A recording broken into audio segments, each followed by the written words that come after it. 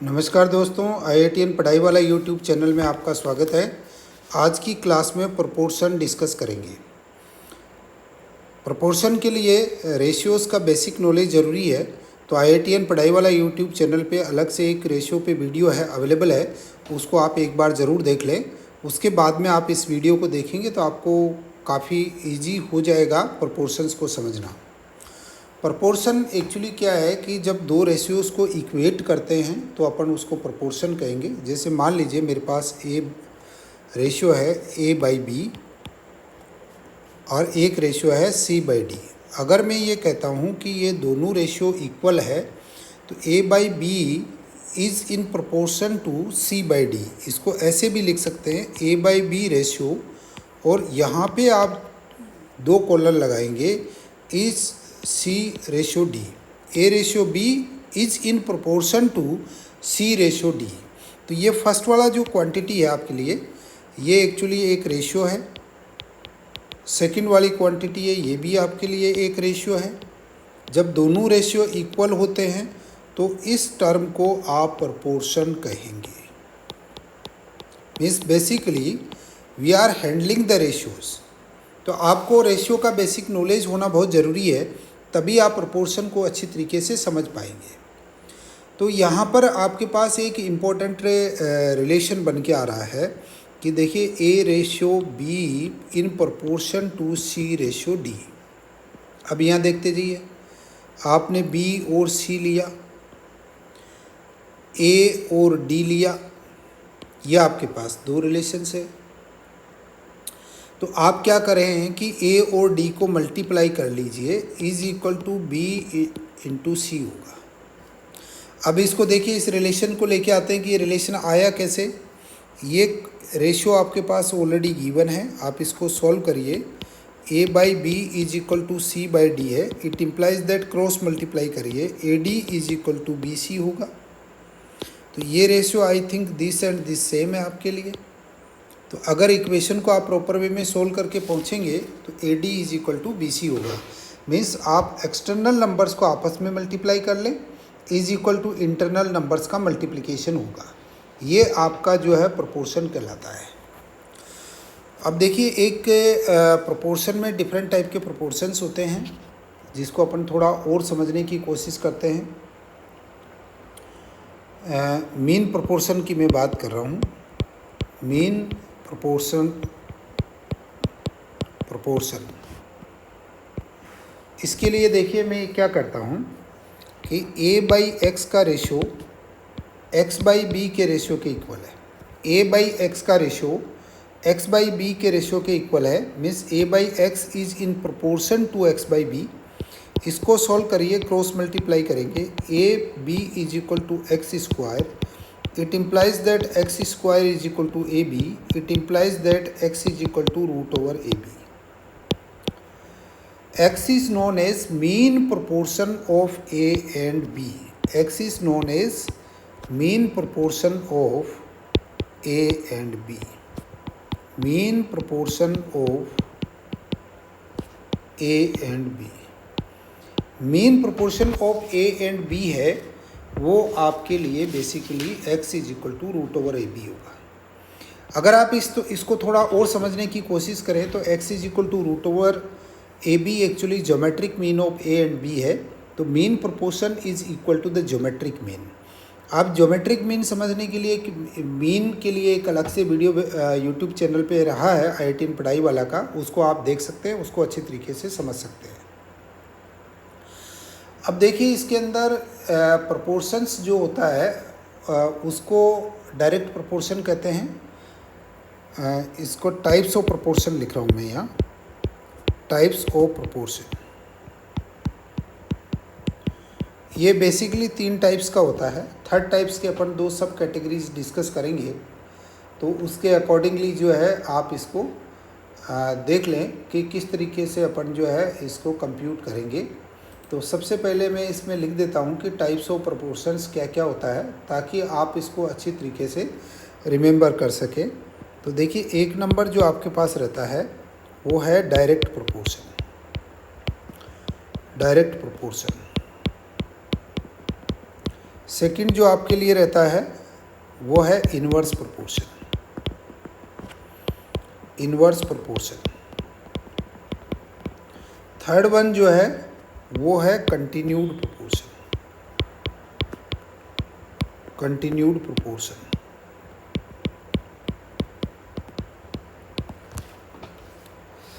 सबसे पहले अपन क्या करते हैं कि डायरेक्ट प्रोपोर्शन को थोड़ा सा डिस्कस कर लेते हैं। Direct proportion. डायरेक्ट प्रोपोर्शन में एक्चुअली क्या होता है कि जैसे मैंने ये कहा कि मैं गाड़ी चला रहा हूँ और गाड़ी की स्पीड मेजर करता हूँ। अगर मैंने स्पीड बढ़ाई तो distance covered in a particular time interval बढ़ जाएगी, और स्पीड अगर कम करी तो distance covered in a particular time interval कम हो जाएगी। एक जर्नी आपने जो है 1 घंटे के लिए परफॉर्म कर रहे हो और एक 60 किलोमीटर पर आवर की स्पीड से कर रहे हो, तो 1 घंटे में आप क्या करेंगे, 60 किलोमीटर की डिस्टेंस कवर करेंगे। सेकंड जर्नी आपने परफॉर्म की, वो 100 किलोमीटर पर आवर की स्पीड से करी, तो आपने 1 घंटे में क्या करेंगे, 100 किलोमीटर्स करेंगे। तो जैसे जैसे स्पीड बढ़ रही है वैसे वैसे डिस्टेंस कवर्ड भी बढ़ रही है। तो ऐसी क्वांटिटी जिसमें एक क्वांटिटी बढ़ाने से दूसरी क्वांटिटी बढ़ रही है उसको डायरेक्ट प्रोपोर्शंस में कहेंगे। तो इसके लिए if x is proportional to y है तो इसको अपन x is equal to k y की फॉर्म में अगर कोई इक्वेशन आ जाती है दो क्वांटिटीज़ की, तो उसको हम डायरेक्टली प्रोपोर्शनल कहेंगे। x is directly proportional to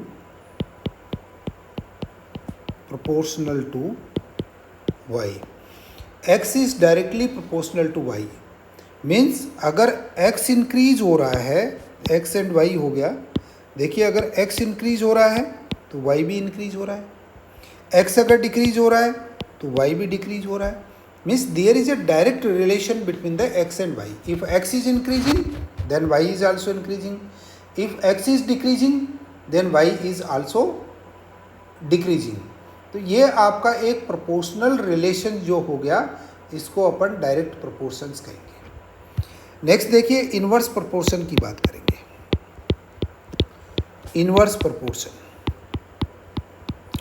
inverse proportion क्या होता है? इन्वर्स प्रोपोर्शन को आप देखिए कि अगर आपका जो है x, और इन जनरल यही बात कर लेते हैं कि यहाँ पे x is inversely proportional to y होता है। Means x is equal to, अगर अपन k अपॉन y की फॉर्म आ जाती है where k is a constant, ये ध्यान रखना है, वेयर k इज़ कॉन्स्टेंट, अगर ये वाली फॉर्म आ जाती है देन आपका x is inversely proportional to y कहलाएगा। x is inversely proportional to y। Means अगर देखिए मैं यहाँ पे x और y लिख रहा हूँ, अगर आपने x को इंक्रीज किया तो y डिक्रीज होगा। देखिए डायरेक्ट प्रोपोर्शन में x इंक्रीज कर रहे थे तो y भी इंक्रीज हो रहा था, या x को अगर आप इंक्रीज करेंगे तो y डिक्रीज होगा, और अगर x को डिक्रीज करेंगे तो y इंक्रीज होगा। इन्वर्सली प्रोपोर्शनल रेशियो है। तो इस टाइप का जो प्रोपोर्शंस आता है उसको अपन क्या कहेंगे, इन्वर्स प्रोपोर्शन कहेंगे। नेक्स्ट देखिए अपन कंटिन्यूड प्रोपोर्शन की बात करते हैं। Continued proportion. कंटिन्यूड प्रोपोर्शन के अंदर देखिए आपके पास जो है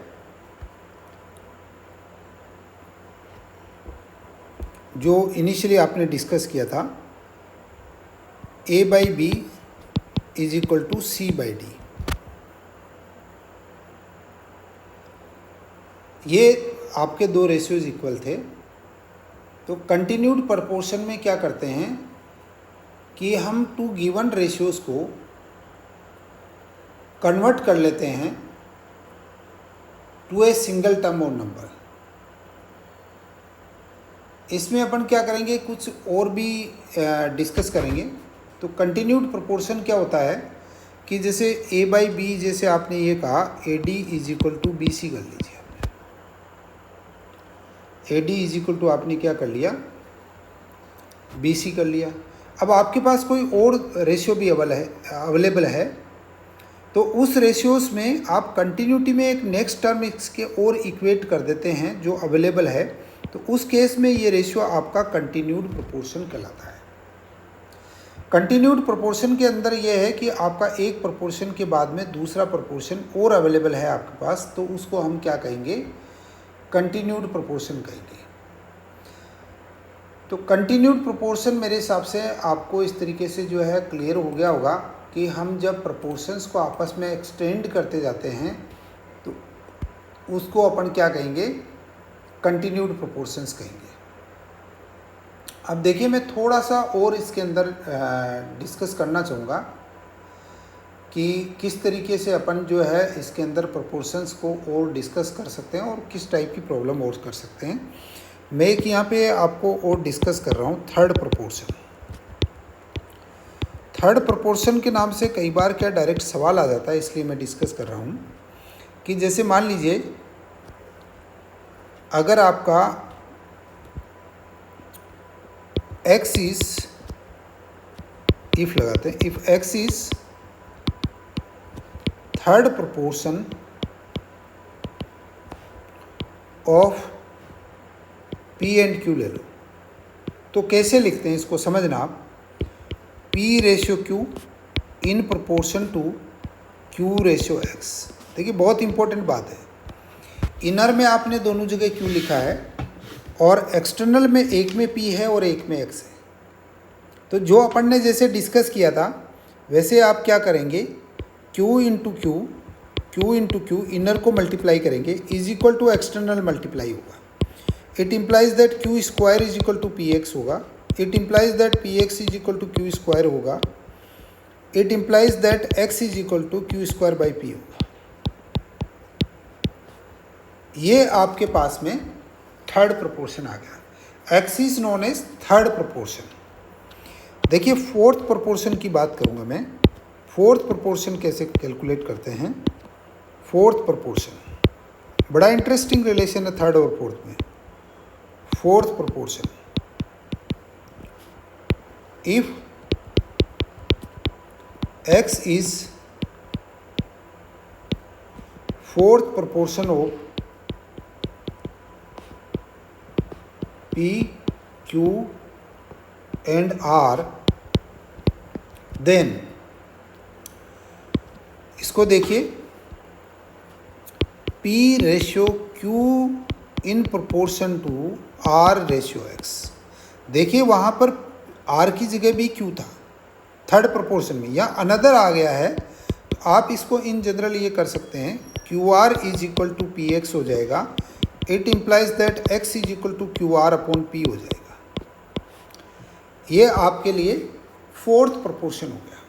तो आपके P, Q, R, X है, तो उसमें ये R अगर सेपरेट है, Q नहीं है, तो फोर्थ प्रोपोर्शन हो जाएगा X, और अगर R इक्वल टू Q है तो थर्ड प्रोपोर्शन हो जाएगा। इस तरीके से आप जो है थर्ड और फोर्थ प्रोपोर्शन कैलकुलेट करेंगे। मैं एक एग्जाम्पल डिस्कस कर रहा हूँ। एग्जाम्पल ये कह रहा है what is the fourth proportion of 5, 4 and 3। 5, 4 and 3 का फोर्थ प्रोपोर्शन चाहिए। तो इसका सोल्यूशन कैसे फाइंड आउट करोगे, आपने ये कहा 5 ratio 4 in proportion to 3 ratio X। इसका मतलब यह 4 into 3 is equal to 5 into X हो गया। It implies that 12 is equal to 5X हो गया। It implies that X is equal to 12/5 हो गया। ये आपके पास क्या हो गया कि फोर्थ प्रोपोर्शन हो गया। इस तरीके से आप ये प्रॉब्लम्स इसकी जो गिवन है उसको सोल्व कर लेंगे। अब देखिए मैं आपको कुछ और प्रॉब्लम सोल्व करना चाहता हूँ कि जो थोड़ा सा कॉमनली आपके पास में सॉल्यूशंस आ जाता है। एक इम्पोर्टेंट टर्म होती है प्रोपोर्शन में, componendo and dividendo rule. Dividendo rule, देखिए ये कंपोनेंडो एंड डिविडेंडो रूल में क्या होता है, इसके अंदर देखिए मेरे पास क्या गिवन है, A/B is equal to c by d है। ये आपका प्रोपोर्शन में गिवन है। तो कंपोनेंटो एंड डिविडेंडो में आप क्या करेंगे कि मैं इस तरीके से चल के आता हूँ कि मैं सीधा लिख रहा हूँ, फिर इसको बताऊँगा आपको। कंपोनेंटो एंड डिविडेंडो कहता है a plus b upon a minus b is equal to c plus d upon c minus d. देखिए आप बहुत अच्छी तरीके से देखिए, आपने पहले ये कहा a प्लस बी लिया न्यूमरेटर में, डिनोमिनेटर में a माइनस बी लिया, इधर न्यूमरेटर में c प्लस डी लिया, डिनोमिनेटर में c माइनस डी लिया। तो ये आपके पास में जो है कंपोनेंटो एंड डिविडेंडो से सॉल्यूशंस आया। अब देखिए इसको सोल्व करने के लिए, इसको समझने के लिए मैं आपसे एक बात और करना चाहता हूँ। a by b is equal to c by d आप लेके चल रहे थे, मैं देखिए a by b plus one लेता हूँ is equal to c by d plus one लेता हूँ। We can add the same quantity on both sides of the equality sign. So आपने किया है। अब आप देखिए, आप एलसीएम ले लीजिए b, a plus b is equal to c plus d upon d हो गया। ये भी एक इम्पॉर्टेंट रिलेशन कहलाता है जो जनरली यूज किया जाता है। a plus b upon b is equal to c plus d upon d. Next देखिए, इसमें एक बार और करते हैं अपन। a by b is equal to c by d लीजिए, मैं दोनों साइड से a बाई वन सब्ट्रैक्ट करता हूँ, minus one is equal to c by d minus one. It implies that a minus one upon b is equal to c minus d upon d. देखिए यहाँ पर जो है मैं इसको इक्वेशन नंबर 1 कहता हूँ, इसको इक्वेशन नंबर 2 कहता हूँ। देखिए कहीं आपको प्रोपोर्शंस गिवन है तो आप ये वाला एक्सप्रेशन भी अप्लाई करें, आप ये वाला एक्सप्रेशन भी अप्लाई करें और ये वाला एक्सप्रेशन भी अप्लाई करें as per requirement to solve the given problem. अब देखिए फ्रॉम 1 and 2 मैं कंप्यूट करना चाहता हूँ, from 1 and 2, from 1 and 2, from 1 and 2 मैं कर क्या रहा हूँ, मैं कुछ भी नहीं कर रहा हूँ, मैं कर रहा हूँ डिवाइड 1/2। तो देखिए इसके डिवाइड 1/2 पहले न्यूमरेटर में आता हूँ, a plus b by b और या a minus b by b, तो b कैंसिल आउट हो जाएगा। पहले और लिख लेते हैं क्लियरिटी के पॉइंट ऑफ व्यू से, a plus b by b upon a minus b by b is equal to c plus d by d upon c minus d by d. देखिए यहाँ से b से b कर चुका है, d से d कर चुका है और a plus b upon a minus b is equal to c plus d upon c minus d आ चुका है। इसका मतलब ये हुआ कि जो हम सोल्व कर रहे हैं उससे हमने कंपोनेंटो डिविडेंडो निकाल भी दिया है और हमने a और b दो एडिशनल रिलेशंस भी फाइंड आउट कर लिए हैं जो रिलेशन हमारे काम आते हैं। अब देखिए 1 का आप रेसिप्रोकल ले सकते हैं, इस रिलेशन का आप रेसिप्रोकल ले सकते हैं, आप इस रिलेशन का भी रेसिप्रोकल लेके सॉल्व कर सकते हैं as per requirement of the given problem. Further आप देखिए और इसमें एक और अपन डिस्कस करें, a by b is equal to c by d है, इसको फर्दर सोल्व किया जा सकता है, a by c is equal to b by d भी सोल्व किया जा सकता है। आप इसका रेसिप्रोकल भी ले सकते हैं, c upon a is equal to d by b भी कर सकते हैं, आप b by a is equal to d by c भी कर सकते हैं। बेसिकली ये अलग अलग रिलेशंस हो गए जो डायरेक्टली आप अप्लाई कर सकते हैं प्रोपोर्शंस के अंदर, ये सभी इक्वल है। कहने का मतलब ये है कि सेम ऑपरेशन अगर हम बोथ साइड्स में कर रहे हैं तो वो उस ऑपरेशन के साथ में जो है सभी रिलेशंस आपके इक्वली एप्लीकेबल रहेंगे।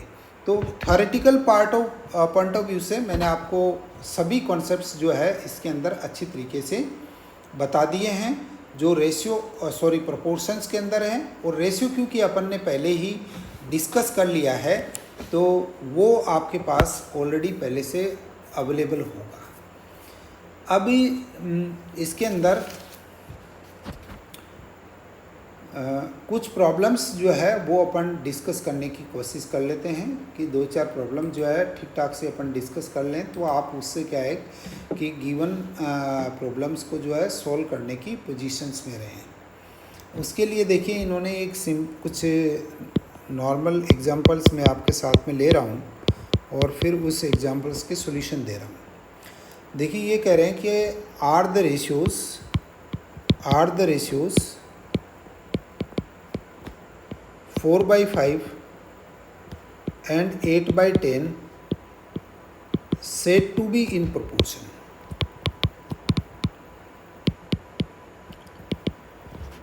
देखिए इसको हम सॉल्यूशन ले रहे हैं। अब said to be in proportion कैसे कहेंगे? Simplest form of the ratio अगर इक्वल होती है, या मान लो कि आप क्या करो कि इस रेशियो को सॉल्व कर लीजिए, तो अगर उनकी वैल्यूज़ इक्वल होगी तो वो प्रोपोर्शन में होंगे। दो तरीके हमारे पास है। पहला मैं ले रहा हूँ a इज इक्वल टू 4/5, इसको मैं 4/5 सोल्व भी कर लेता हूँ, तो ये 0.8 होगा। b को देखिए आप सोल्व करिए, 8/10 है, इसमें 2 कॉमन ले लीजिए, 4/5 है, इज इक्वल टू 0.8 है। अगर आप सिंपलेस्ट फॉर्म इसको और इसको कम करते हैं तो भी ये प्रोपोर्शन में है, और सिंप्लीफाइड फॉर्म इसको डिस्कस करते हैं तो भी ये प्रोपोर्शन में है। इसका मतलब ये हुआ given ratios are in proportion, given ratios are in proportion, given ratios are in proportion. Next example और डिस्कस करते हैं। ये एग्जाम्पल ये कह रहा है कि are the two ratios in proportion. तो अगेन ये दो रेशियोज हैं, मैं लिख रहा हूँ 8/10 है एंड 7/10 है। इनको आपको सॉल्व करना है। अगर देखिए मैं इसको 8/10 को सॉल्व करता हूँ तो मेरे पास क्या मिलेगा, 0.8 मिलेगा, और 7/10 को सॉल्व करता हूँ 0/7 मिलेगा। These are not equal, hence given ratios are not in proportion, given ratios are not in proportion. अगर आपके सिंपलेस्ट फॉर्म या आप फ्रैक्शनल फॉर्म लेके आ जाते हैं, वो इक्वल है तो ही प्रोपोर्शन में होंगे, एल्स वो प्रोपोर्शन में नहीं होंगे। ये आप अच्छी तरीके से ध्यान रखें।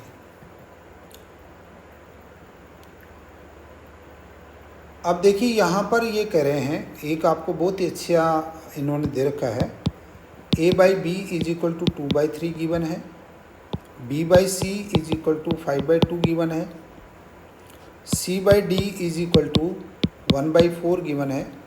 वो कह रहे हैं कि फाइंड a/b/c। इसका अपन सॉल्यूशन फाइंड आउट करने की कोशिश करते हैं कि दो तरीके अपने पास हैं कि हम या तो कोई ऐसी कॉमन फॉर्म लेके आ जाए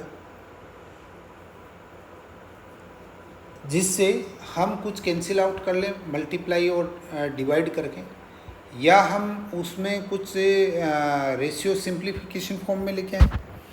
तो अपन ये काम करते हैं, इनको एक कॉमन फॉर्म में लाने की कोशिश करते हैं। देखिए a/b है इज इक्वल टू 2/3 है, इसको 2/3 इंटू न्यूमरेटर और डिनोमिनेटर में हम कुछ मल्टीप्लाई करने की कोशिश करते हैं। 5 से मल्टीप्लाई कर लिए 10/15 होगा। फिर b/c है, उसमें आपके पास 5/2 है, तो इज इक्वल टू आप एक काम करें, देखिए यहाँ पे a/b, b के कॉरस्पॉन्डिंग 15 है, तो यहाँ भी b के कॉरस्पॉन्डिंग 15 बनाने की कोशिश करें तो 5/2 इंटू 2 इंटू 2 होगा, तो 10/4 हो गया। अब देखिए अपने पास नेक्स्ट जो है c/d है, c/d में 1/4 है। देखिए यहाँ के c में आपने 4 बनाया है, तो यहाँ पर भी 4 बनाने की कोशिश करें तो 4 इंटू 4 हो गया, तो 4/16 हो गया। तो अगर मैं इन सभी रेशियोज को अगर इक्वेट करने की कोशिश करता हूँ तो मुझे ये समझ में आता है कि ये रेशियोज जो है आपका 10/15 था, फिर 15/2 हुआ, फिर 4/16 हुआ।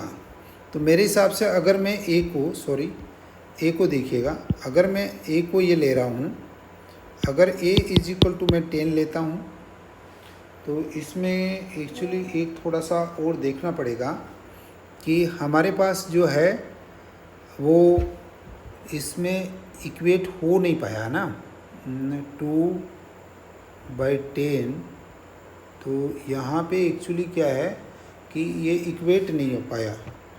इसलिए जो है मैं एक बार इसको थोड़ा सा दोबारा सॉल्व करके इसको रीचेक करना चाहता हूँ कि हमारे पास जो 10/15 तो ये ठीक है, बट हमें एक्चुअली 15 लाना पड़ेगा। यहाँ पर इसके अंदर 15 लाना पड़ेगा, तो मैं इसको थोड़ा सा रीसॉल्व करता हूँ। देखिए 15 लाने के लिए मुझे यहाँ 3 से मल्टीप्लाई करना पड़ेगा, क्योंकि यहाँ पे b 15 है तो b को 15 कंपेयर करूँगा, इधर 6 हो गया। अब c मेरे पास 6 है, तो उसके लिए फर्दर मैं यहाँ पे क्या करूँगा, इसको अगेन सोल्व करता हूँ। और अगेन सोल्व करके मुझे 6 लाने के लिए आप देखिए किससे मल्टीप्लाई करने की ज़रूरत है। यहाँ पे मुझे 6 है तो 6 से मल्टीप्लाई करने की ज़रूरत है। तो यहाँ पे आप 6 लिखिएगा और 6 लिख के इसको रीसॉल्व कर दीजिएगा, और इज इक्वल टू मेरे हिसाब से 6/24 हो जाएगा। अब आपका ठीक है, इन ऑर्डर है। 5 15 है और b 15 है यहाँ पे, है ना। c 6 है तो इधर भी c 6 है। इसका मतलब अब a ratio b ratio c ratio d ratio किसके इक्वल होंगे, इक्वल टू लगा देता हूँ। ये 10 रेशियो 15 रेशियो 6 रेशियो 24 होगा। ये आपके रेशियो है। अब आपको A B and C ratio पूछा गया है, तो A B and C ratio ये होगा, A ratio B ratio C किसके इक्वल हो जाएगा, 10 रेशियो 15 रेशियो 6 के इक्वल हो जाएगा। ये है इसका सॉल्यूशन। नेक्स्ट देखिए एग्जाम्पल, एक एग्जाम्पल और डिस्कस कर लेते हैं। ये कह रहे हैं कि आपके पास एक वेट और नंबर ऑफ पर्सन्स का कुछ रेशियो दे रखा है। वो कह रहे हैं कि 25 पीपल अपॉन 130 पीपल है, और फिर वेट का रेशियो भी दे रखा है 15 kg और 78 kg, और इक्वल टू का साइन दे रखा है। अब आपसे पूछा जा रहा है कि आप ये बताइए कि क्या ये गिवन जो प्रॉब्लम है वो एक्चुअली ट्रू है या रॉन्ग है, ये आपको थोड़ा सा इसमें पूछा जा रहा है। तो मेरे हिसाब से पहले वाले में अपन देखते हैं, इसको a कह देता हूँ, इस रेशियो को आप b कह दीजिए, फिर सॉल्व कर लेते हैं। a इज इक्वल टू 25/130 है, इज इक्वल टू 5 इसको 130 को अपन अगर 5 से डिवाइड करते हैं तो आपको मिलेगा 26। b रेशियो सोल्व करके लेके आते हैं। देखिए यहाँ रेशियो में यूनिट बाय यूनिट तो कैंसिल आउट हो गया, 78 हो गया। तो इज इक्वल टू इसमें आप यहाँ पे अपने पास 5 आ रहा, तो एक बार आप 3 से डिवाइड करें तो 15, क्योंकि न्यूमरेटर को अपन ये करते हैं 5, और 78 को भी आप 3 से डिवाइड करेंगे तो आपको 26 आएगा। इसका मतलब a is equal to b है, तो स्टेटमेंट इज़ ट्रू। क्या कहेंगे आप, स्टेटमेंट इज़ ट्रू। ये आपके पास स्टेटमेंट हो गया, जो गिवन स्टेटमेंट ट्रू आ रहा है। तो इस तरीके से आप क्या कर सकते हैं कि प्रॉब्लम्स को जो है सोल्व कर सकते हैं, उनको देख सकते हैं कि किस टाइप की प्रॉब्लम आपको दे रखी है। कुछ सर्टेन रेशियो बनाने की कोशिश करें, फिर रेशियो आपस में प्रोपोर्शंस में दे रखा है तो वो आप फाइंड आउट कोशिश करें। एक मैं इम्पॉर्टेंट नोट यहाँ पे डालना चाहता हूँ। देखिए इम्पॉर्टेंट नोट ये है कि अभी आपने देखिए हमने रेशियो की क्लास में ये डिस्कस किया था कि सेम क्वांटिटीज़ का रेशियो लेंगे। आपने ए रेशियो बी लिया तो वो क्वांटिटी सेम होनी चाहिए, सी रेशियो डी लिया तो वो क्वांटिटी भी आपस में सेम होनी चाहिए। लेकिन प्रपोर्शन में ये दोनों क्वांटिटी सेम हो, ये दोनों क्वांटिटी सेम नेचर की हो तो इक्वेट किया जा सकता है। देखिए यहाँ पर आपने ये कहा कि प्रपोर्शन है या नहीं है, तो आपने एक में नंबर्स थे पीपल्स के, दूसरे में आपने वेट था, दोनों को आपने सेम रेशियो में लेके आ गए, रेशियो को कंपेयर कर दिया। तो प्रपोर्शन जब फाइंड आउट करते हैं, एक साइड का जो रेशियो है उसके दोनों यूनिट सेम होते हैं, दूसरे के दोनों यूनिट सेम होते हैं, और फिर आप उसको इक्वेट कर सकते हैं। फर्दर आप इसके अंदर न्यूमेरिकल प्रॉब्लम्स और सॉल्व करते रहें और ऑब्जेक्टिव सोल्व कर लें, और उसमें जो है थ्योरेटिकल क्लियर करके और उसको रेस्पेक्टिव प्रॉब्लम सोल्व करके अपनी एक्सरसाइज आप जो है बढ़ा सकते हैं। Thank you so much IITian पढ़ाई वाला यूट्यूब चैनल को विज़िट करने के लिए, और आप कंटिन्यूसली IITian पढ़ाई वाला यूट्यूब चैनल को सब्सक्राइब कर लीजिए ताकि आप